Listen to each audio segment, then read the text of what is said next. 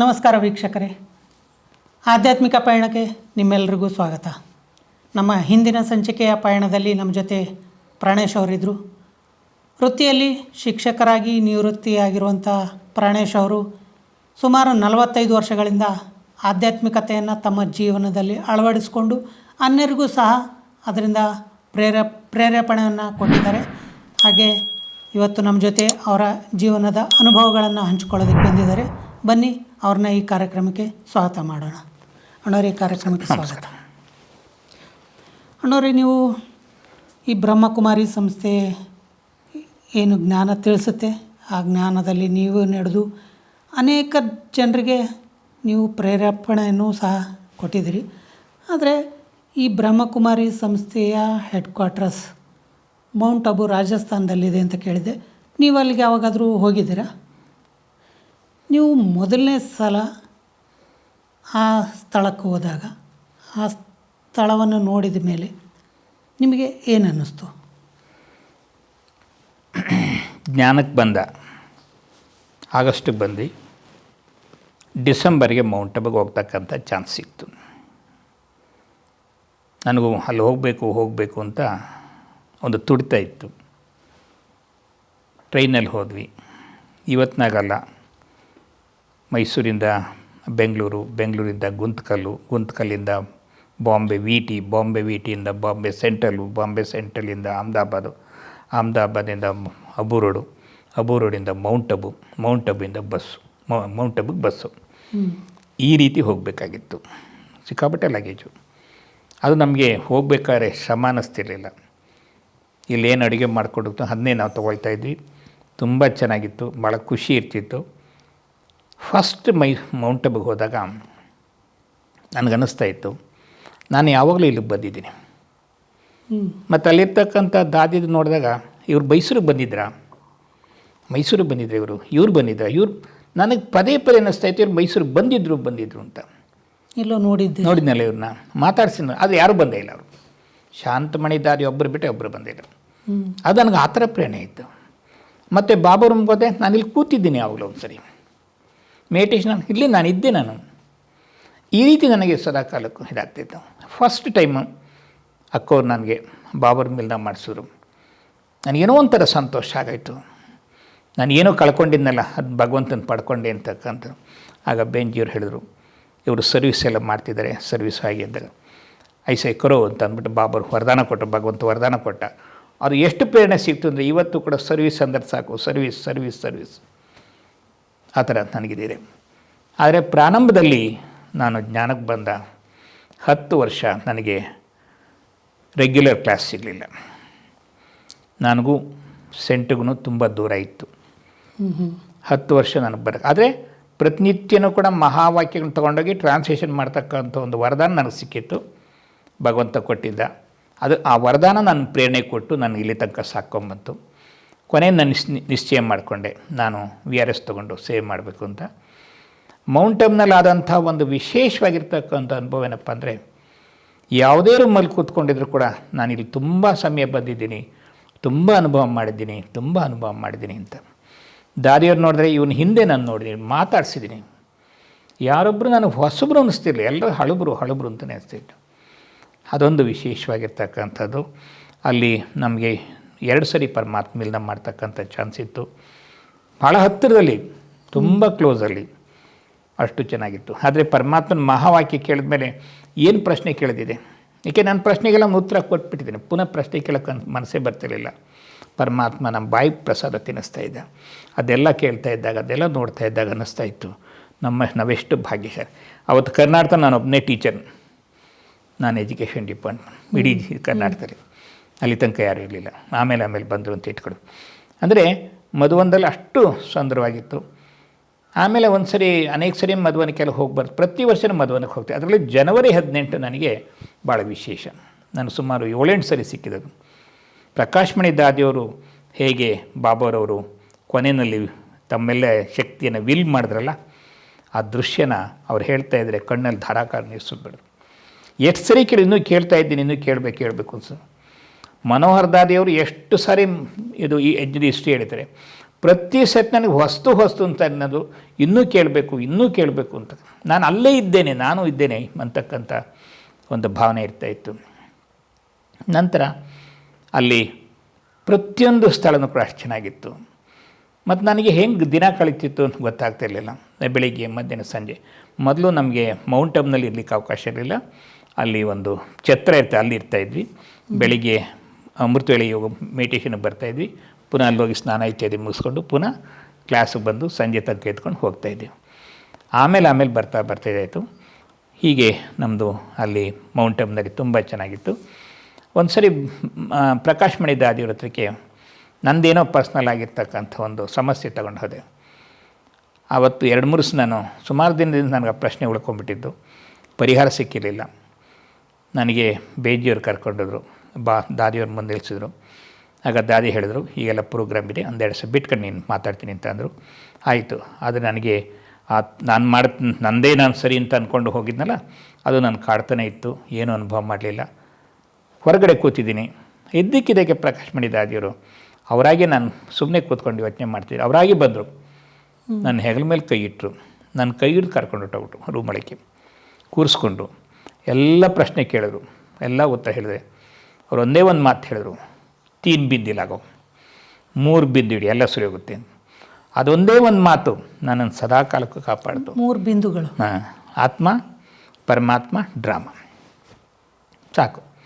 ಅದು ಎಷ್ಟು ನನ್ನ ಸಮಾಧಾನ ಆಯಿತು ಅಂದರೆ, ಸುಮಾರು 2 ತಿಂಗಳಿಂದ ಹೊತ್ತಿದ್ದಂಥ ಹೊರೆನ ಒಂದು ಸೆಕೆಂಡಲ್ಲಿ ಇಳಿಸ್ಬಿಟ್ಟವರು.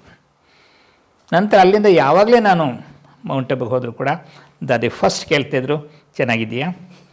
ಫಸ್ಟ್ ಎಲ್ಲರೂ ಎಷ್ಟೇ ಜನ ಇರಲಿ, ಚೆನ್ನಾಗಿದೆಯಾ ಅಂತ ಕೇಳ್ತಾಯಿದ್ರು. ಹಾಗೆ ದಾದಿಯವರು ಪದೇ ಮಾತಾಡ್ತಾಯಿದ್ರು. ಮನೋಹರ್ ದಾದಿಯವರು ಅಂತೂ ಒಂದು ಸರಿ ಮೌಂಟ್ ಅಬ್ ಮೈಸೂರಿಗೆ ಬಂದಿದ್ದರು. ಆಗ ನಾವು ಒಂದು ಡ್ರಾಮಾ ಮಾಡಿದ್ವಿ, ಅದು ವಿಚಿತ್ರವಾಗಿರ್ತಕ್ಕಂಥದ್ದು. ಹಾಗೆ ಇವ್ರು ಕೇಳಿದ್ರು, ನೀನೇ ಪಾತ್ರ ಮಾಡಿದ್ದ ಅಂತ ಅಂದ್ಬಿಟ್ಟು. ಆಗ ಅವ್ರಿಗೆಲ್ಲ ಖುಷಿ ಆಯಿತು. ಮತ್ತು ರಮೇಶ್ ಭಾಯ್ ಬಂದಿದ್ದರು, ಜಗದೀಶ್ ಭಾಯ್ ಬಂದಿದ್ದರು. ಜಗದೀಶ್ ಭಾಯ್ ಮೊದಲೆಲ್ಲ ಟ್ರಾನ್ಸ್ಲೇಷನ್ ನಾನೇ ಮಾಡ್ತಿದ್ದು. ಈಗೆಲ್ಲ ಅಕ್ಕದಗಳು ಬೇಕಷ್ಟೇ ಇದ್ದರೆ, ಮೊದಲು ನಾನೊಬ್ಬನೇ ಇದ್ದಿದ್ದು. ಹಾಗೆ ಟ್ರಾನ್ಸ್ಲೇಷನ್ ಮಾಡ್ಕೊ ಅವ್ರ ಜೊತೆ ಹೋಗ್ತಾಯಿದ್ದೆ. ಅವರು ನಮಗೆ ಪೂರ್ಣ ಸಹಕಾರ ಕೊಟ್ಟಿದ್ದಾರೆ. ಆಮೇಲೆ ಪ್ರೋಗ್ರಾಮ್ಗೆ ಎಲ್ಲೇ ಹೋದರೂ ಕೂಡ ಕರ್ಣಣ್ಣವ್ರು ನನ್ನ ಜೊತೆಲಿ ಕರ್ಕೊಂಡು ಹೋಗ್ತಾಯಿದ್ರು, ಅವರು ಸಹಕಾರ ಕೊಟ್ಟಿದ್ದಾರೆ. ರಮೇಶ್ ಭಾಯ್ನೂ ಕೂಡ ಅನೇಕ ಸರಿ ನನಗೆ ಪ್ರೇರಣೆ ಕೊಟ್ಟಿದ್ದಾರೆ, ಹೆಂಗೆ ಕ್ಲಾಸ್ ಮಾಡಬೇಕು, ಯಾವ ರೀತಿ ಮುಂದುವರಬೇಕು ಅಂತಕ್ಕಂಥದ್ದು. ಹೀಗೆ ಎಲ್ಲ ಕಡೆಯೂ ಕೂಡ ಮಧುವನದಲ್ಲಿ ನನಗೆ ತುಂಬ ಪ್ರೇರಣೆ ಸಿಗ್ತಾಯಿತ್ತು. ಸೂರಜ್ ಭಾಯ್ ಕ್ಲಾಸು ಆಗಿನ್ನೂ ಅಷ್ಟಿರಲಿಲ್ಲ, ಆದರೂ ಕೂಡ ಒಂದು ರೀತಿ ಸಮಾಧಾನ ಇರ್ತಾಯಿತ್ತು. ದಾದಿಯವರ ಕ್ಲಾಸ್ ಅಂತೂ ಒಂದು ಕ್ಲಾಸು ಮಿಸ್ ಮಾಡ್ತಿರಲಿಲ್ಲ. ನಮ್ಮದೇ ಸಪ್ರೇಟಾಗಿ ಬಟ್ಟಿ ಅಂತ ಕಾರ್ಯಕ್ರಮ ಇರ್ತಾಯಿತ್ತು, 5 ದಿವಸ. ತುಂಬ ಅನುಭವ ಮಾಡ್ತಿದ್ವಿ. ಆಗ ನಮ್ಗೆ ಎಷ್ಟು ಚೆನ್ನಾಗಿ ಅನುಭವ ಆಗೋದು ಅಂದರೆ, ನಾವೇನಕ್ಕೆ ಪ್ರಪಂಚಕ್ಕೆ ಹೋಗಬೇಕು, ಇಲ್ಲೇ ಇದ್ಬಿಡೋಣ. ಆದರೆ ಅಲ್ಲಿ ಹೇಳ್ತಾ ಇತ್ತು, ನಾವೆಲ್ಲಿ ಸೇವ್ ಮಾಡಬೇಕು, ಇನ್ನೂ ಅನೇಕ ಆತ್ಮಗಳು ಸೇವ್ ಮಾಡಬೇಕು. ನಾವು ಇಲ್ಲಿ ಕೂತ್ಕೊಂಡ್ಬಿಟ್ರೆ ಆಗಲ್ಲ. ಎಷ್ಟೊಂದು ಆತ್ಮ ಕಲ್ಯಾಣ ಮಾಡಬೇಕು, ಎಷ್ಟೊಂದು ಆತ್ಮಗಳು ಭಗವಂತನ ಮನೆಗೆ ಕರಿಬೇಕು. ಎಷ್ಟು ಆತ್ಮಗಳು ದುಃಖ, ಅಶಾಂತಿ, ನೋವು, ಕಾಯಿಲೆನಲ್ಲಿ, ಹಿಂಸೆಯಲ್ಲಿ ನರಳ್ತಾ ಇದ್ದಾರೆ, ಬಿಡಿಸ್ಬೇಕಲ್ಲ ಅವ್ರಿಗೆ. ಈ ರೀತಿ ಪ್ರೇರಣೆ ಬರ್ತಾಯಿತ್ತು. ಹಾಗಾಗಿ ಸೇವ್ ಮಾಡ್ತಾಯಿದ್ವಿ. ಈ ಒಂದು ರಾಜಯೋಗದ ಅಭ್ಯಾಸ ಆದಮೇಲೆ ನನ್ನ ಜೀವನದಲ್ಲಿ 3 ಆರೋಗ್ಯ ಮಾರ್ಗದಲ್ಲಿ ವ್ಯತ್ಯಾಸ ಆಯಿತು. ಒಂದು, ಜ್ಞಾನದಲ್ಲಿ ಮುಂದುವರಿತಾ ಸ್ವಲ್ಪ ಸೇವೆ ಜಾಸ್ತಿ ಮಾಡೋಕ್ಕೆ ಶುರು ಮಾಡಿಬಿಟ್ಟೆ. ಅದು ಇರ್ಬೋದು, ಆಹಾರದಲ್ಲಿ ವ್ಯತ್ಯಾಸ ಆಗಿರ್ಬೋದು, ವಾತಾವರಣ ವ್ಯತ್ಯಾಸ ಇರ್ಬೋದು. ಆಸ್ತಮ ಶುರುವಾಯಿತು. ರಾತ್ರಿ 1 ಗಂಟೆಗೆ ನನಗೆ ನೆಗಡಿ ಶುರುವಾಗ್ಬಿಡ್ತು. ಅಂದರೆ ಬೆಳಗ್ಗೆ 10 ಗಂಟೆ ತನಕ ಒಂದೇ ಸಮ ಕಂಟ್ರೋಲೇ ಮಾಡೋಕ್ಕಾಗ್ತಿರ್ಲಿಲ್ಲ. ನಾನು ಎಲ್ಲೆಲ್ಲೋ ಔಷಧಿ ತೊಗೊಂಡೆ, ಕೊನೆಗೆ ಆಯುರ್ವೇದಿಕ್ ತೊಗೊಂಡೆ, ಭಾಳ ದೂರ ತನಕ ಹೋಗಿ ತೊಗೊಂಡೆ. ಆದರೆ ಕೊನೆಗೆ ಒಂದು ದಿವಸ ಅನ್ನಿಸ್ತು, ಶಿಬಾಬ್ರು ಇಷ್ಟೆಲ್ಲ ಹೇಳ್ಕೊಟ್ಟಿರ್ಬೇಕಾದ್ರೆ ನಾನು ಇದರಲ್ಲೇ ಯಾಕೆ ಮಾಡಬಾರ್ದು. ಕೊನೆಗೆ ಬಾಬರು ಹೇಳಿದರು ಒಂದು ದಿವಸ, ಶಾಂತಿನ ಅನುಭವ ಮಾಡ್ತಾ ಹೋಗಿ. ಅನುಭವ ಮಾಡ್ತಾ ಮೊದಲು ಸ್ವಲ್ಪ ಔಷಧಿ ತೊಗೊಂಡೆ, ಆಮೇಲೆ ಇದು ಅನುಭವ ಮಾಡ್ತಾ ನಂದು ಆಸ್ತಮ ಇವತ್ತು ಕಂಪ್ಲೀಟ್ ಇಲ್ಲ, ಹೊರಟಾಯಿತು, ಹೆಸರೇ ಬರಲ್ಲ ಇವತ್ತು. ಅಂದರೆ ಮೆಡಿಟೇಷನಿಂದನೇ ನೀವು ನಿಮ್ಮ ಆಸ್ತಮನ ಸರಿ ಮಾಡ್ಕೊಂಡ್ರಿ? ಹೌದೌದು, ಮಾಡ್ಬೋದು. ಅದೇ ಸ್ವಲ್ಪ ಔಷಧಿನೇ ಬೇಕಾಗುತ್ತೆ. ನಂತರ 2ನೇದು, ಈ ಸರ್ವಿಸ್ ಮಾಡ್ತಕ್ಕಂಥ ಸಂದರ್ಭದಲ್ಲಿ ಸ್ವಲ್ಪ ಟೆನ್ಷನ್ ಆಗೋದು. ಏಕೆಂದರೆ ಜನ ಸಿಕ್ಕಾಬಟ್ಟೆ ಬಂದುಬಿಡೋರು, ಸರ್ವಿಸ್ ಮಾಡೋಕ್ಕಾಗ್ತಿರ್ಲಿಲ್ಲ. ಆಗ ಸ್ವಲ್ಪ ಇದಾಗ್ತಿದ್ದು, ವ್ಯತ್ಯಾಸ ಆಗೋದು. ಪ್ರೋಗ್ರಾಮ್ ಟೈಮ್ ಸರಿಯಾಗಿ ಪ್ರೋಗ್ರಾಮ್ ಮಾಡಬೇಕಾಗಿತ್ತು. ಯಾಕೆಂದರೆ ಎಲ್ಲ ಊರಿಂದನೇ ಬಂದುಬಿಟ್ಟಿರ್ತಿದ್ರು. ಅವರಿಗೆ ಪ್ರೋಗ್ರಾಮ್ ಮುಗಿಸ್ಕೊಂಡು ಮತ್ತೆ ವಾಪಸ್ ಹೋಗ್ಬೇಕು ಅವರಿಗೆಲ್ಲ. ಅದಕ್ಕೆಲ್ಲ ವ್ಯವಸ್ಥೆ ಮಾಡಬೇಕಲ್ಲ, ಶಾಂತಿ ಯಾತ್ರೆ ಇದೆಲ್ಲ ಮುಗಿಸೋದು. ಅಷ್ಟಕ್ಕಾಗಿ ನಾವು ಹಗಲು ರಾತ್ರಿ ಸ್ವಲ್ಪ ಶ್ರಮ ಪಡಬೇಕಾಗ್ತು.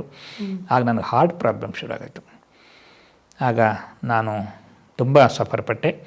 ಒಂದು ದಿವಸ ಯಾವುದೋ ಊರಿನಲ್ಲಿ ಇರಬೇಕಾದ್ರೆ ಮಧ್ಯರಾತ್ರಿಯಲ್ಲಿ ನನಗೆ ಹಾರ್ಟ್ ಬೀಟಿಂಗ್ ಜಾಸ್ತಿ ಆಗುತ್ತೆ. ಆಗ ನಾನು ರೂಮಲ್ಲಿ ಮಲಗಿದ್ದೆ, ಬೋಲ್ಟ್ ಹಾಕಿದ್ದೆ. ತಕ್ಷಣ ಬೋಲ್ಟ್ ತೆಗೆದುಬಿಟ್ಟೆ. ಏಕೆಂದರೆ ಅಕಸ್ಮಾತ್ ಏನು ದೇಹ ಬಿಟ್ಟರೆ ಮನೆಗೆ ತೊಂದರೆ ಆಗುತ್ತಲ್ಲ, ಬಾಡಿಗೆ ಮನೆ, ಜನ ಹಿಂಸೆ ಮಾಡ್ತಲ್ಲ. ಸರಿ, ಮೆಡಿಟೇಷನ್ ಮಾಡ್ತಾ ಹೋದೆ, ಕ್ಲಿಯರ್ ಆಗಿತ್ತು. ಆಮೇಲೆ ಮೌಂಟ್ ಅಬುಗೆ ಹೋಗಿದ್ದೆ, ಸತೀಶ್ ಗುಪ್ತಾ ಭೇಟಿ ಮಾಡಿದೆ. ಅವರೊಂದಷ್ಟು ಮಾತ್ರೆಗಳು ಮತ್ತು ಕೆಲವು ಆಹಾರದ ಇದನ್ನೆಲ್ಲ ಹೇಳ್ಕೊಟ್ರು. ಅದನ್ನು ನೋಡಿದೆ, ಇಲ್ಲಿ ಬಂದು ಶುರು ಮಾಡಿದೆ. ಆದರೆ ಒಂದು ಕಡೆ ಇರಲ್ಲ, ನಾನು ಬೇರೆ ಬೇರೆ ಕಡೆ ಹೋಗ್ತಾ ಇರ್ತೀನಿ. ಅಕ್ಕವ್ರು ಬೇರೆ ಬೇರೆ ಕಡೆ ಕಲಿಸ್ತಿರ್ತಾರೆ. ಎಲ್ಲನ ಕಡೆನೂ ಒತ್ಕೊಂಡು ಹೋಗೋಕ್ಕಾಗಲ್ಲ ಅಂದ್ಬಿಟ್ಟು ನಮ್ಮ ಹತ್ರ ಏನು ಮಾತ್ರೆ ಇತ್ತಲ್ಲ ಅದನ್ನು ಮೆಡಿಕಲ್ ಶಾಪಿಗೆ ಕೊಟ್ಬಿಟ್ಟೆ. ಏನು ಗೋಧಿ ಹಿಟ್ಟು ಇಟ್ಕೊಂಡಿದ್ದಲ್ಲ ಅದನ್ನೆಲ್ಲ ಅಡುಗೆ ಮನೆಗೆ ಕೊಟ್ಬಿಟ್ಟೆ. ಮೆಡಿಟೇಷನ್ ಮಾಡ್ತಾ ಮಾಡ್ತಾ ಹಾರ್ಟ್ ಪ್ರಾಬ್ಲಮ್ ಇಲ್ಲೇ ಇತ್ತು. ಇನ್ನು ಮೂರನೇದು ಯಾವುದಪ್ಪ ಅಂದರೆ ನನ್ನ ಬೆನ್ನಲ್ಲಿ ಹಿಡ್ಕೊಂಬಿಡೋದು. ಶೀತದಲ್ಲಿ ಹೆಂಗೆ ಹಿಡ್ಕೊಳ್ಳೋದು ಅಂತ ಅಂದರೆ ಮಲ್ಕೊಳಕ್ಕಾಗಲ್ಲ, ಕೂತ್ಕೊಳ್ಳೋಕ್ಕಾಗಲ್ಲ, ನಿಂತ್ಕೊಳ್ಳೋಕ್ಕಾಗಲ್ಲ, ಹೇಳೋಕ್ಕಾಗಲ್ಲ, ನಡೆಯೋಕ್ಕಾಗಲ್ಲ, ಹಿಂಗೆ ನಿಂಗೆ ತಿರ್ಗೋಕ್ಕಾಗಲ್ಲ. ಅಂತಹ ಹಿಂಸೆ ಹಿಂಸೆ ಹಿಂಸೆ ಸಡ್ಕೊಳಕ್ಕಾಗಲ್ಲ. ಇಂಜೆಕ್ಷನ್ ಕೊಟ್ಟರು, ಮಾತ್ರೆ ಕೊಟ್ಟರು, 2 3 ಕಂಬಳಿ ಹೊದ್ಕೊಂಡು ಮಲಗಿದ್ದಾಯಿತು, ಏನೂ ಆಗಲಿಲ್ಲ.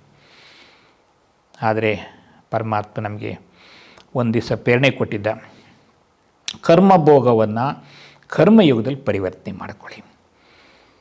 ಇದ್ದಕ್ಕಿದ್ದಂಗೆ ನೆನಪು ಬಂದುಬಿಟ್ಟದು. ಆಗ ನಾನು ಬಸ್ಸಲ್ಲಿ ಹೋಗ್ತಾಯಿದ್ದೀನಿ, ಮೆಡಿಟೇಷನ್ ಮಾಡ್ತಾ ಮಾಡ್ತಾ ಮಾಡ್ತಾ ಸಂಪೂರ್ಣ ಅಶರೀರ ಸ್ಥಿತಿ, ಅರ್ಧ ಗಂಟೆ 3/4 ಗಂಟೆ ಅಶರೀರ ಸ್ಥಿತಿ. ಒಂದು ಅರ್ಧ ಕಿಲೋಮೀಟ್ರ್ ರಿಕ್ಷಾ ಹಿಡ್ಕೊಂಡು ಹೋಗಿರ್ತಕ್ಕಂಥ ವ್ಯಕ್ತಿ 1 ಗಂಟೆಯಲ್ಲಿ ಎಲ್ಲಿ ತಲುಪಿದ್ವಿ. ತಲುಪಿದಾಗ ಎಲ್ಲ ಹಿಡಿದ್ಬಿಟ್ಟು ಕೆಳಗಡೆ ಹೊರಟೋದು. ನಾನು ಇಳಿಯೋಕ್ಕಾಗಲಿಲ್ಲ. ಆಗಲ್ಲ ನಾನು ಕೂತ್ಬಿಟ್ಟಿದೆ. ಯಾರೂ ಬರಲಿಲ್ಲ ನೋಡೋಣ ಅಂತ ಹಾಗೆ ಮೇಲೆದ್ದೆ. ಒಂದು ರೌಂಡ್ ಸುತ್ತ ಹಾಕ್ತೆ. ಹೆಚ್ಚು ಕಡೆ 80% ನೋವು ಹೊರಟಾಗಿತ್ತು. ಬಾಡಿ ಲೆಸ್ ಸ್ಟೇಜ್ ಎಷ್ಟು ಉಪಕಾರ ಮಾಡುತ್ತೆ ಮೆಡಿಟೇಷನಲ್ಲಿ ಅಂತ ಅನುಭವ ಮಾಡಿದೆ. ಅಲ್ಲಿಂದ ನಾನು ಯಾವುದೊಂದು ಅಭ್ಯಾಸ ಮಾಡೋಕ್ಕೆ ಶುರು ಮಾಡಿದೆ. ಅಲ್ಲಿಂದ ಆ ಪ್ರಾಬ್ಲಮ್ ಹೊರಟಾಯಿತು. ಆರೋಗ್ಯ ಚೆನ್ನಾಗಿದೆ. ಇಷ್ಟು ದಿನ ನಾನು ಅಂದ್ಕೊಂಡಿದ್ದೆ ಆಧ್ಯಾತ್ಮಿಕ ಧ್ಯಾನ ಇದೆಲ್ಲ ಮನಸ್ಸನ್ನು ಮಾತ್ರ ಸರಿ ಮಾಡುತ್ತೆ ಅಂತ. ಆದರೆ ನಿಮ್ಮ ಈ ಅನುಭವದಿಂದ ಅನಿಸುತ್ತೆ ಶಾರೀರಿಕ ಸಮಸ್ಯೆಗಳನ್ನು ಸಹ ಇದರಿಂದ ಸರಿ ಮಾಡ್ಕೋಬೋದು. ಹೌದೌದು, ಬೇಕಾದ ಜನ ಮಾಡಿದ್ದೀನಿ ನಾನು, ತುಂಬ ಜನಕ್ಕೆ ಮಾಡಿದ್ದೀನಿ. ಅಂದರೆ ನಮ್ಮದೆಲ್ಲ ಅವರಿಗೆ ಪ್ರೇರಣೆ ಕೊಟ್ಟರೆ ಸಾಕು, ಭಗವಂತನ ಶಕ್ತಿ ಸಿಗುತ್ತೆ, ಅನುಭವ ಮಾಡ್ತಾ ಹೋಗ್ತಾರೆ. ಅನೇಕ ಸುಧಾರಣೆ ಮಾಡಿದ್ದಾರೆ. ಒಬ್ಬರು ಆಸ್ತಮಾ ಸಿವಿಯರ್ ಪೇಷೆಂಟ್. ಅವರು ಎಷ್ಟು ಆಸ್ತಮಾ ಅಂದರೆ ಅವರು ಮನೆ ಬಿಟ್ಟು ಈಚೆಗೆ ಬರ್ತಾರೆ. ದೊಡ್ಡ ಹೈ ಕಾಂಟ್ರಾಕ್ಟ್, ಎಲೆಕ್ಟ್ರಿಕ್ ಕಾಂಟ್ರಾಕ್ಟರ್ ಆಗಿನ ಕಾಲದಲ್ಲಿ. ಅವ್ರಿಗೆ ಆಸ್ತಮಾ ಎಷ್ಟರ ಮಟ್ಟಿಗೆ ಅಂದರೆ ಹೊರಗಡೆ ಬರ್ತಿಲ್ಲ, 11 ಗಂಟೆ ಬಿಸಿಲಿಗೆ ಮಾತ್ರ ಬರೋರು. ಹೀಟರ್ ಹಾಕ್ಕೊಂಡು ರೂಮಲ್ಲಿಗೆ ಇರ್ತಿದ್ರು ಅವರು.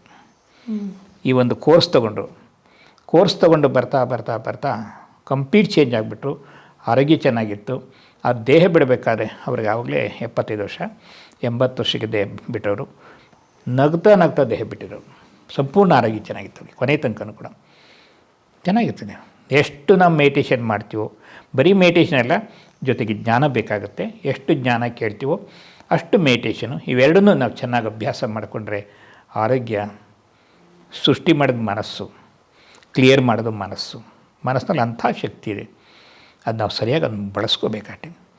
ಇಲ್ಲಿ ತನಕ ಅದು ಬಳಸ್ಕೊಳ್ಳೋದು ನಮಗೆ ಗೊತ್ತಾಗಲಿಲ್ಲ, ಹೇಗೇಗೋ ಬಳಸ್ಕೊಂಬಿಟ್ವಿ. ಇಲ್ಲಿಗೆ ಬಂದ ಮೇಲೆ ನನ್ನದೇ ಮನಸ್ಸು, ಬೇರೆಯವ್ರದ್ದಲ್ಲ, ಬಾಡಿಗೆದಲ್ಲ, ನಾನು ಸ್ವಂತ ಮನಸ್ಸು. ನನ್ನ ಮನಸ್ಸನ್ನು ನಾನು ಚೆನ್ನಾಗಿಟ್ಕೊಂಡ್ರೆ ನನ್ನ ಜೀವನನೂ ಚೆನ್ನಾಗಿಟ್ಕೋಬೋದು, ನನ್ನ ಆರೋಗ್ಯ ಚೆನ್ನಾಗಿಟ್ಕೋಬೋದು, ನನ್ನ ಭವಿಷ್ಯ ಚೆನ್ನಾಗಿಟ್ಕೋಬೋದು, ಎಲ್ಲವನ್ನೂ ಚೆನ್ನಾಗಿಟ್ಕೋಬೋದು. ಮನಸ್ಸನ್ನು ಕೆಡಿಸ್ಕೊಂಡ್ರೆ ಜಗತ್ತಿನಲ್ಲಿ ಎಷ್ಟು ದುಡ್ಡು ಕೊಟ್ಟರು ಪ್ರಯೋಜನ ಆಗಲ್ಲ, ಯಾವ ಆಸ್ಪತ್ರೆನೂ ಪ್ರಯೋಜನ ಇಲ್ಲ, ಯಾವ ಡಾಕ್ಟ್ರೇನು ಮಾಡೋಕ್ಕಾಗಲ್ಲ. ಮನಸ್ಸು ಭಾಳ ದೊಡ್ಡ ಶಕ್ತಿ ಇದು. ಅದ್ರ ಮುಂದೆ ಜಗತ್ತಿನಲ್ಲಿ ಯಾವ ಶಕ್ತಿ ಏನು ಕೆಲಸ ಮಾಡಲ್ಲ.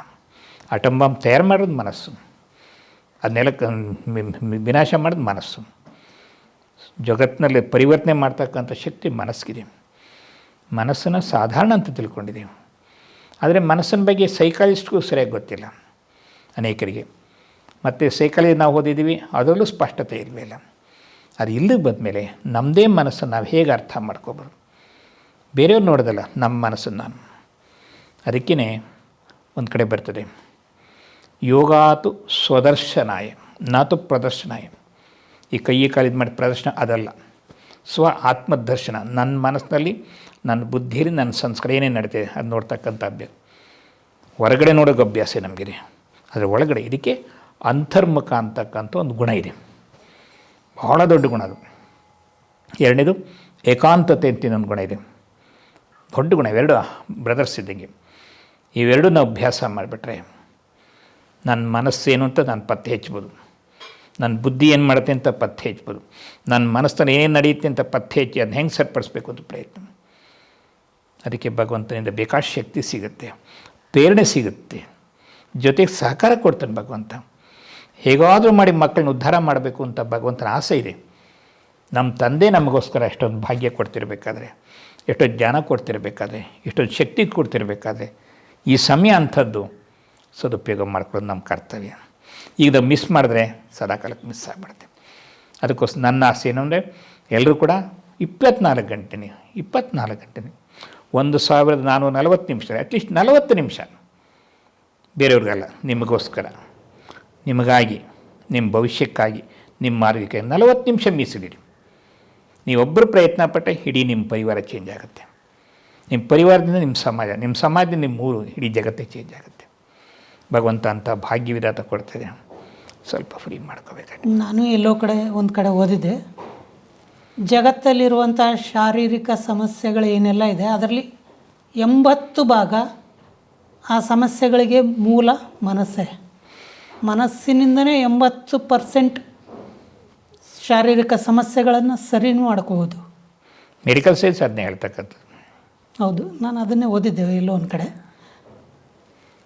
ನೀವು ಮೌಂಟ್ ಅಬುಲಿ ದಾದಿಯರನ್ನ ಮೀಟ್ ಮಾಡಿದೆ ಅಂತ ಹೇಳಿದ್ರಿ. ನೀವು ಯಾವ್ಯಾವ ದಾದಿಯರನ್ನ ಮೀಟ್ ಮಾಡಿದ್ರಿ, ಯಾವ್ಯಾವ ದಾದಿಯರಲ್ಲಿ ಏನೇನು ವಿಶೇಷತೆ ನೋಡಿದಿರಿ?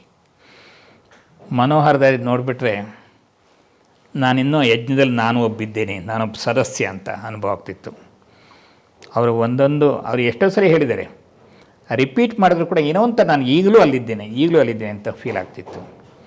ಶಾಂತಮಣಿ ದಾದಿ ಹತ್ರಕ್ಕೆ ಹೋಗ್ಬಿಟ್ರೆ ಏನೋ ಒಂಥರ ಶಾಂತಿ, ಜೀವನನೇ ಒಂಥರ ಶಾಂತಿ ಅನುಭವ. ಹೆಸರೇ ಶಾಂತಮಣಿ. ಆಮೇಲೆ ಮನ್ಮೋಹಿನಿ ದೀದಿ ಅಂತಿದ್ರು.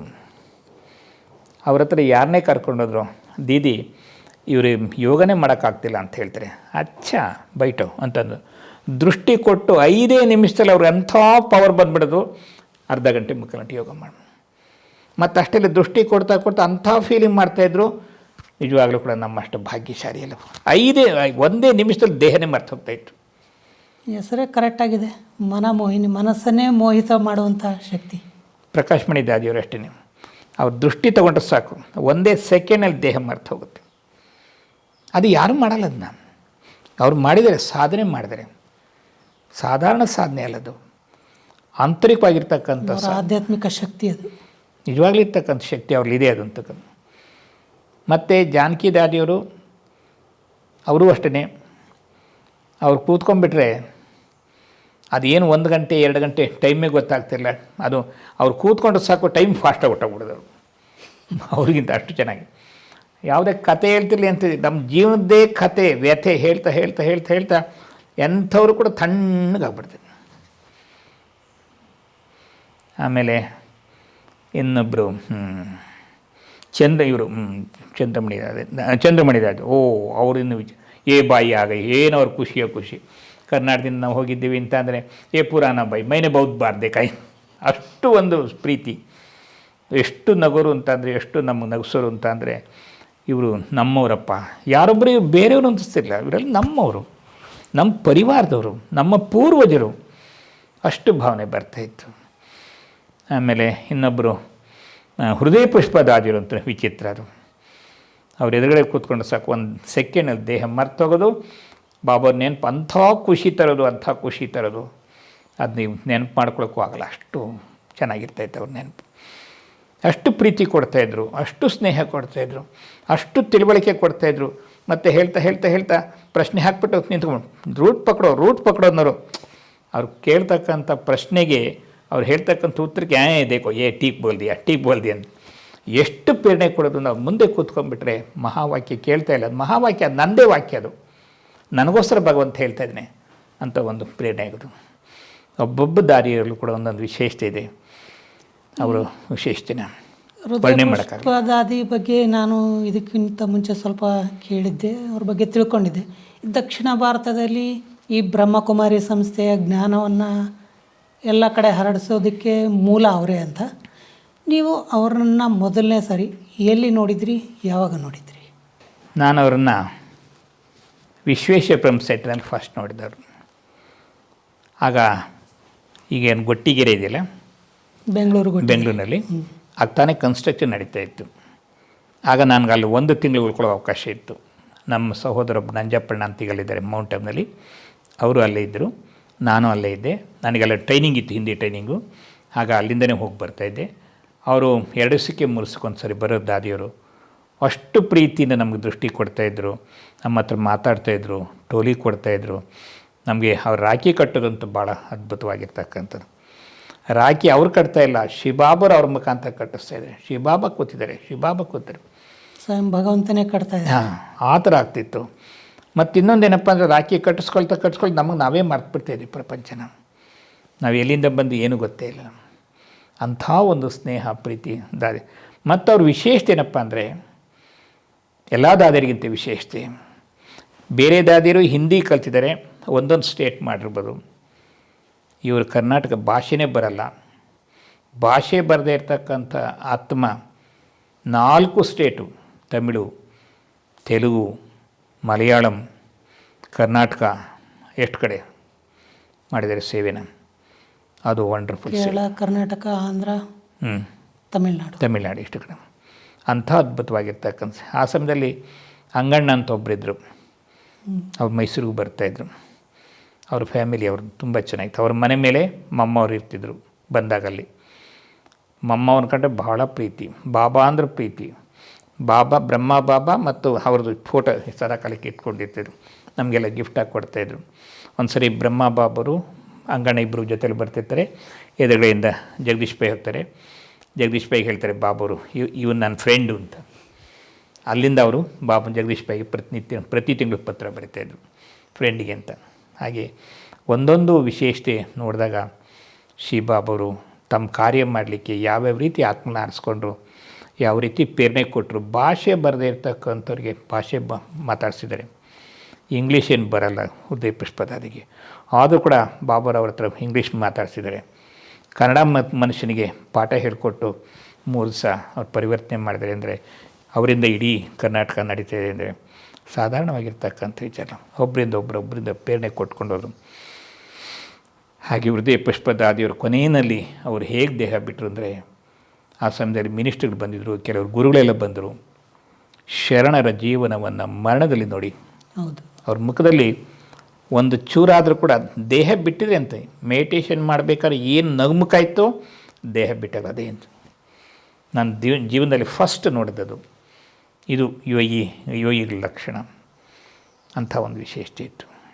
ಹಾಗೆ ಅವ್ರ ನಂತರ ಕೂಡ ಸೇವೆಗಳು ನಡೀತಿದೆ. ಅವರಿಂದ ಇವೆಲ್ಲ ಮೈಸೂರೆಲ್ಲ ನಡೆದಿದ್ದು. ಅವರು ಫಸ್ಟು ಮಹಾರಾಜನ ಭೇಟಿ ಮಾಡಬೇಕು ಅಂತ ಬಂದಿದ್ದರು. ಆಗ ಬಾಬರು ಹೇಳಿದರು ಹೋಗೋಕ್ಕಾಗಲ್ಲ ಅಂತ. ಮತ್ತೆ ಇನ್ನೊಂದು ಸರಿ ಹೇಳ್ತಾರೆ ಹೋಗಿ ಅಂತ. ಆಗ ಭೇಟಿ ಮಾಡ್ತಾರೆ. ಅದೆಲ್ಲ ಚೆನ್ನಾಗಿರ್ತದೆ. ಮೈಸೂರಿನಲ್ಲಿ ಅವ್ರು ಬಂದೇ ಸ್ಟಾರ್ಟ್ ಮಾಡಿದ್ರು.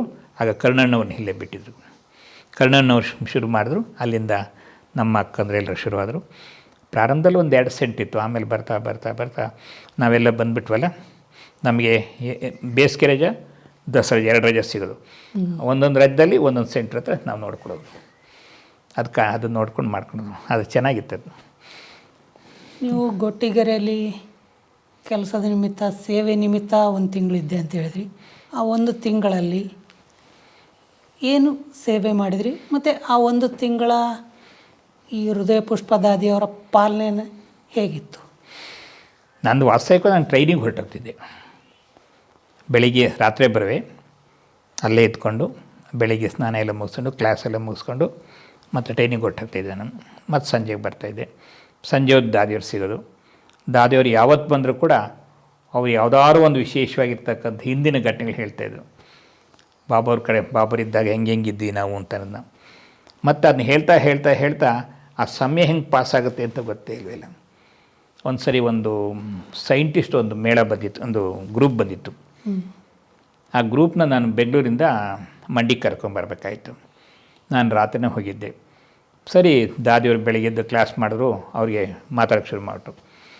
ಹೇಳ್ತಾ ಹೇಳ್ತಾ ಹೇಳ್ತಾ ಟೈಮ್ ಹೋಗ್ತಾಯಿದೆ, ನನಗೆ ತಡ್ಕೊಳಕ್ಕಾಗ್ತಾಯಿಲ್ಲ. ದಾದಿ ಟೈಮ್ ಆಗ್ತಾಯಿದೆ, ಟೀ ಕೋಜತೆ ಟೀ ಕೋಗ ಅಂತ ಹೇಳ್ತಾ ಹೇಳ್ತಾ ಶುರು ಮಾಡಿಬಿಟ್ರು. ಅದು ಕೇಳ್ತಾ ಕೇಳ್ತಾ ಎಷ್ಟು ಸಮಾಧಾನ ಆಗೋದು ಅಂದರೆ, ಇವತ್ತು ನಾವು ಅಲ್ಲಿ ಬಾಬರ ಜೊತೆಲಿದ್ದೇವೆ, ಬಾಬರ ಜೊತೆ ಮಾತಾಡ್ತಾ ಇದ್ದೇವೆ, ಬಾಬರ ಜೊತೆ ನಮ್ಮ ಕೈ ಸಹಕಾರ ಕೊಡ್ತಾಯಿದ್ರೆ, ಬಾಬರು ಊಟ ಬಡಿಸ್ತಾಯಿದ್ರಿ ಅಂತ ಒಂದು ಅನುಭವ ಆಗ್ತಾಯಿತ್ತು. ನಂತರ ಹಾಗೆ ದಾದಿಯವರು ತುಂಬ ಪ್ರೇರಣೆ ಕೊಡ್ತಾಯಿದ್ರು ನಮಗೆ. ಮತ್ತು ನಮಗೆ ಸಮಸ್ಯೆ ಇದ್ದರೆ ಕೇಳ್ತಾಯಿದ್ರು, ಪ್ರಶ್ನೆ ಕೇಳಿದ್ರು ಉತ್ತರ ಕೊಡ್ತಾಯಿದ್ರು. ಹಾಗಾಗಿ ದಾದಿ ಕೊನೆ ತನಕ ನಮಗೆ ಚೆನ್ನಾಗಿ ನೋಡ್ಕೊಂಡಲ್ಲಿ. ನೀವು ಹೃದಯ ಪುಷ್ಪ ದಾದಿಯವರ ಕೊನೆಯ ಬಗ್ಗೆ ಹೇಳಿದ್ರಿ. ಹೃದಯ ಪುಷ್ಪ ದಾದಿಯವರು ಶರೀರ ಬಿಟ್ಟ ನಂತರ, ಅವರ ಮರಣದ ನಂತರ ನೀವು ಅವರ ಸಂಸ್ಕಾರಕ್ಕೆ ಹೋಗಿದ್ದರೆ ಆವಾಗ ನಿಮಗೇನು ಅನ್ನಿಸ್ತು? ಯಾವ ಥರ ಫೀಲ್ ಆಗ್ತಾಯಿತ್ತು? ಅವತ್ತು ಅದನ್ನೇ ಹೇಳಿದ್ದೆ ನಾನು. ಜಗತ್ತಿನಲ್ಲಿ ಬೇಕಾಷ್ಟು ಜನ ದಾದಿಯರು ವಿದೇಶ ಎಲ್ಲ ಕಡೆ ಸೇವೆ ಮಾಡೋಕ್ಕೆ ಹೋಗಿದ್ದಾರೆ. ಆದರೆ ಈ ದಾದಿದು ಎಲ್ಲರಿಗಿಂತ ವಿಶೇಷ ದಾದಿ. ಏಕೆಂದರೆ ಭಾಷೆ ಬರದೇ ಇರ್ತಕ್ಕಂಥವ್ರು 4 ಭಾಷೆಗಳಲ್ಲಿ ಸೇವೆ ಮಾಡಿದ್ದಾರೆ ಅಂದರೆ ಇದು ಸಾಧಾರಣವಾಗಿರ್ತಕ್ಕಂಥ. ನಿಮಗೆ ಅಂಥ ಒಂದು ಮಹಾನ್ ವ್ಯಕ್ತಿತ್ವದ ವ್ಯಕ್ತಿ ಹೋದ್ರು ಈ ಜಗತ್ತಿಂದ ಅಂದರೆ ದುಃಖ ಆಗಲಿಲ್ಲ? ಇಲ್ಲ, ಆದರೆ ನೋವಾಯಿತು. ಏನಂತಂದರೆ ಇಂಥ ವಿಶೇಷ ಆತ್ಮನ ಕಳ್ಕೊಂಡ್ವಲ್ಲ, ಆದರೂ ಕೂಡ ನಾವು ದುಃಖ ಪಡೋಂಗಿಲ್ವಲ್ಲ. ದುಃಖ ಪಡೆದು ಆತ್ಮಕ್ಕೆ ದುಃಖ ಕೊಟ್ಟಕ್ಕಾಗುತ್ತಲ್ಲ, ಶಾಪ ಆಗುತ್ತಲ್ಲ, ಅದು ದುಃಖ ಪಡೋಂಗಿಲ್ಲ. ಆದರೂ ಕೂಡ ಮನಸ್ಸಿನಲ್ಲಿ ಸ್ವಲ್ಪ ಸಮಾಧಾನ ಮಾಡಿಕೊಂಡು, ಆಗ್ಲಪ್ಪ ಈ ಆತ್ಮ ಮುಂದೆ ಏನೋ ದೊಡ್ಡ ಸೇವೆ ಮಾಡಿದಿದೆ, ಮುಂದಕ್ಕೆ ಹೋಗ್ತಾಯಿದೆ ಆತ್ಮ, ಇನ್ನೂ ಏನೇನು ಸೇವೆ ಮಾಡಿದೆಯೋ, ಬಾಬಾ ಯಾರ ಮುಖಾಂತ ಮಾಡಿಸೋ ಏನೋ ಅಂತ ಪ್ರೇರಣೆಯನ್ನು ಕೊಟ್ಕೊಂಡು ಬರ್ತಾಯಿದ್ದೆ. ಹೌದು, ಗೀತೆಯಲ್ಲೂ ಸಹ ನಾನು ಈ ವಾಕ್ಯನ ಓದಿದ್ದೆ. ಆತ್ಮಕ್ಕೆ ಸಾವಿಲ್ಲ. ನಾವು ಹೇಗೆ ಬಟ್ಟೆನ ಬದಲಾಯಿಸ್ತೀವಿ, ಹಾಗೆ ಆತ್ಮ ಒಂದು ಶರೀರನ ಬಿಟ್ಟು ಇನ್ನೊಂದು ಶರೀರವನ್ನು ಪಡ್ಕೊಂಡು ತನ್ನ ಜರ್ನಿನ ಕಂಟಿನ್ಯೂ ಮಾಡುತ್ತೆ ಅಂತ. ಅದು ಹೇಳ್ತಿದ್ವಿ ಅಷ್ಟೇ, ಆದರೆ ನಮ್ಮ ಸಂಬಂಧಗಳ ಹತ್ರ ಒಳಗೆ ಶುರು ಮಾಡ್ತಿದ್ವಿ. ಹೌದು, ಯಾಕೆ ಅಂತ ಗೊತ್ತಿಲ್ಲ. ಯಾಕೆಂದರೆ ದೇಹದ ಮೋಹ ಆಯ್ತದು. ಆತ್ಮ ಅಂತ ಪರ್ಮನೆಂಟ್ ನಮಗೇನು ಜ್ಞಾನ ಇಲ್ವಲ್ಲ. ಹೇಳ್ತಿದ್ವಿ ಭಗವದ್ಗೀತೆಯಲ್ಲಿ, ವಾಸಾಂಸಿ ಜೀರ್ಣಾನಿ ಯಥಾ ವಿಹಾಯ ಅಂತ ಹೇಳಿಬಿಡ್ತಿದ್ವಿ. ನಾವು ಉದಾಹರಣೆ ಕೊಡ್ತಿದ್ವಿ, ಆದರೆ ನಮಗೆ ಆ ಪರಿಸ್ಥಿತಿ ಬಂದಾಗ ನಾವು ಫೇಲ್ ಆಗ್ತಿದ್ವಿ. ಅದು ಯಾವಾಗ ಜ್ಞಾನಕ್ಕೆ ಬಂದ್ವಿ ಆಗ ನಮ್ಗೆ ಸ್ಪಷ್ಟ ಆಯಿತು. ಒಂದು ಫ್ಯಾಮಿಲಿ, ಪತಿ ಪತ್ನಿ ಇಬ್ಬರು ಕ್ಲಾಸಿಗೆ ಬರ್ತಾರೆ, 2 ಮಕ್ಕಳು ಬರ್ತಾಯಿದ್ರು. ತುಂಬ ಒಳ್ಳೆಯ ವ್ಯಕ್ತಿಯವರು. ಇದ್ದಕ್ಕಿದ್ದಂಗೆ ಆಕ್ಸಿಡೆಂಟ್ ಆಗಿಬಿಡುತ್ತೆ. ಎಲ್ಲ 5-6 ಜನ ಒಟ್ಟಿಗೆ ಆಕ್ಸಿಡೆಂಟ್ ಆಗಿಬಿಡ್ತಾರೆ. ಆಗ ಪತಿ ಶವನ ಮನೆಗೆ ತರ್ತಾರೆ. ಪತ್ನಿ ಭಾಳ ಪರಿಪಕ್ವಾಗಿದ್ದರು ಜ್ಞಾನದಲ್ಲಿ. ಅವರಿಗೆ ದುಃಖ ಪಡ್ತಿರ್ಲಿಲ್ಲ. ಬೇರೆಯವರೆಲ್ಲ ಹೇಳ್ತಾಯಿದ್ರು ದುಃಖ ಅಳು ಅಂತ. ನಾನು ಅವ್ರಿಗೆ ಹೇಳ್ತಾಯಿದ್ದೆ, ಅಕ್ಕೋರೆ ಶಾಂತವಾಗಿರಿ ಅಂತ. ಎಷ್ಟು ಶಾಂತವಾಗಿದೆ ಅಂದರೆ ಇಡೀ ವಾತಾವರಣ ಶಾಂತವಾಗಿಬಿಡ್ತು. ಹಾಗೆ ಭಗವಂತನ ಒಂದು ಕಾರ್ಯ ಏನಪ್ಪ ಅಂದರೆ, ನಾವು ದುಃಖ ಕೊಟ್ಟರೆ ಆತ್ಮ ಮುಂದೆ ದುಃಖ ತೊಗೊಂಡೋಗುತ್ತೆ, ಮುಂದಿನ ಜನ್ಮದ ದುಃಖವನ್ನು ಅನುಭವ ಮಾಡುತ್ತೆ. ದುಃಖ ಕೊಡೋದೇ ದೊಡ್ಡ ವಿಚಾರ ಅಲ್ಲ. ಅದಕ್ಕೆ ಹಿಂದಿನವರು ಏನು ಮಾಡಿದ್ರು, ಸತ್ತಾಗ ಮೃತರ ಆತ್ಮಕ್ಕೆ ಶಾಂತಿಯನ್ನು ಕೋರಲು ಬನ್ನಿ. ದಡ್ರಲ್ಲ ಅವರು, ಶಾಂತಿಯನ್ನು ಕೋರಿ ನಗ್ನಗ್ತಾ ಕಳಿಸ್ಕೊಡಿ. ಅಣ್ಣವ್ರಿ, ನೀವು ಅಮೂಲ್ಯ ಸಮಯವನ್ನು ಕೊಟ್ಟು ಅನೇಕ ನಿಮ್ಮ ಜೀವನದ ಘಟನೆಗಳಿಂದ ನಮ್ಮ ವೀಕ್ಷಕರಿಗೆ ಪ್ರೇರೇಪಣೆಯನ್ನು ಕೊಟ್ಟಿದ್ದೀರಿ. ಇನ್ನೂ ಅನೇಕ ವಿಷಯಗಳನ್ನು ನಿಮ್ಮಿಂದ ತಿಳ್ಕೊಬೇಕಾಗಿದೆ. ಮತ್ತು ಮುಂದಿನ ಸಂಚಿಕೆಯಲ್ಲಿ ಮತ್ತೆ ಬಂದು ನಮಗೆ ನಿಮ್ಮ ಜೀವನದ ಇನ್ನೂ ಅನೇಕ ಘಟನೆಗಳನ್ನು ತಿಳಿಸಿ ಪ್ರೇರೇಪಣೆ ಕೊಡಬೇಕು ಅಂತ ಕೇಳ್ಕೊಳ್ತೀನಿ. ಹಾಗಾಗಿ ಈ ಕಾರ್ಯಕ್ರಮಕ್ಕೆ ಬಂದಿದ್ದಕ್ಕೆ ಧನ್ಯವಾದ. ನೋಡಿದ್ರಲ್ಲ ವೀಕ್ಷಕರೇ, ಆಧ್ಯಾತ್ಮಿಕ ಜೀವನವನ್ನು ನಡೆಸಿರುವಂತಹ ಮಹಾನ್ ವ್ಯಕ್ತಿತ್ವದ ವ್ಯಕ್ತಿಗಳ ಮರಣವೂ ಸಹ ಹೇಗಿರುತ್ತೆ ಅನ್ನೋದು. ಹೀಗೆ ಆಧ್ಯಾತ್ಮಿಕತೆಯನ್ನು ನಿಮ್ಮ ಜೀವನದಲ್ಲೂ ಸಹ ಅಳವಡಿಸ್ಕೊಂಡು ನಿಮ್ಮ ಜೀವನವನ್ನು ಸಂಪೂರ್ಣವಾಗಿ ಅಲ್ಲದೇ ಇದ್ದರೂ ಸಹ ಸ್ವಲ್ಪನಾದರೂ ಪರಿವರ್ತನೆ ಮಾಡಿಕೊಂಡ್ರೆ ಅದು ನಿಮ್ಮ ಜೀವನಕ್ಕೆ ಆಗುವಂಥ ಬಹಳ ದೊಡ್ಡ ಲಾಭ. ಹೀಗೆ ನಮ್ಮ ಕಾರ್ಯಕ್ರಮವನ್ನು ವೀಕ್ಷಿಸ್ತಾ ಇರಿ. ಮತ್ತು ಮುಂದಿನ ಸಂಚಿಕೆಯಲ್ಲಿ ಮತ್ತೆ ಭೇಟಿಯಾಗೋಣ. ಅಲ್ಲಿವರೆಗೂ ನಮಸ್ಕಾರ.